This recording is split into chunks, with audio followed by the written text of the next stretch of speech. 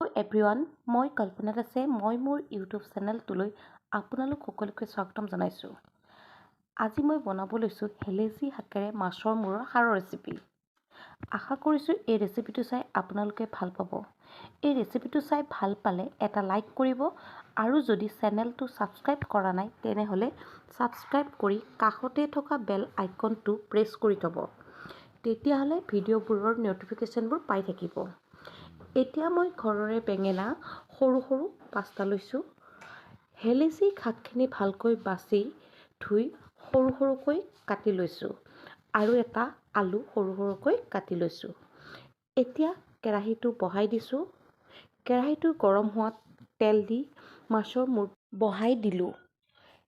এতিয়া অলপ ৰঙচুৱাকৈ আমি ভাজিব লাগিব।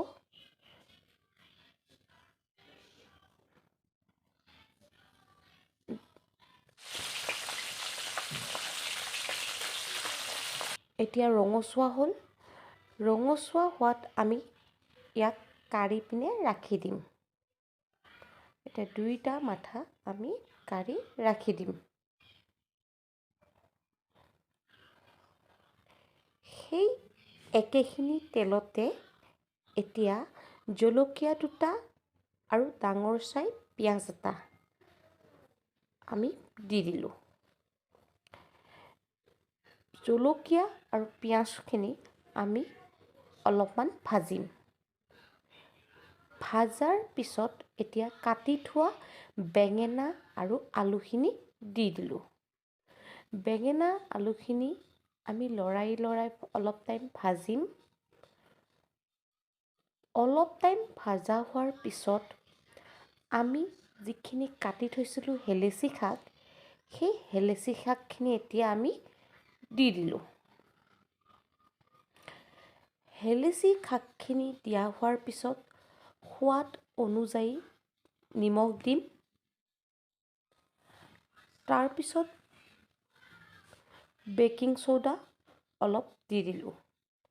দি পুনৰ লৰাই ঢাকোন মাৰি অলপ সময়ৰ কাৰণে ৰাখি থ'লোঁ।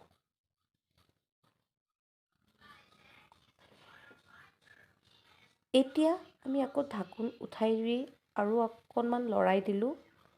এতিয়া আমাৰ ধুনীয়াকৈ হৈছেই। এতিয়া ভাজি থোৱা মাছৰ মূৰ 2টা দি দিম। মাছৰ মূৰ 2টা আমি অকণমান ভাঙি দিম। ভাঙি দি আমি লৰাই দিলোঁ। লৰাই পুনৰ 2 মিনিটমানৰ কাৰণে আকৌ ঢাকন দি দিলোঁ। এতিয়া হেলেচি শাকেৰে মাছৰ মূৰৰ খাৰৰ তৰকাৰী ৰেডি। যদি আপোনালোকে মোৰ ভিডিঅ'বোৰ চাই ভাল পায়, please like, comment, share and subscribe কৰি দিয়ে যেন। আজিলৈ আহিছোঁ, বাই।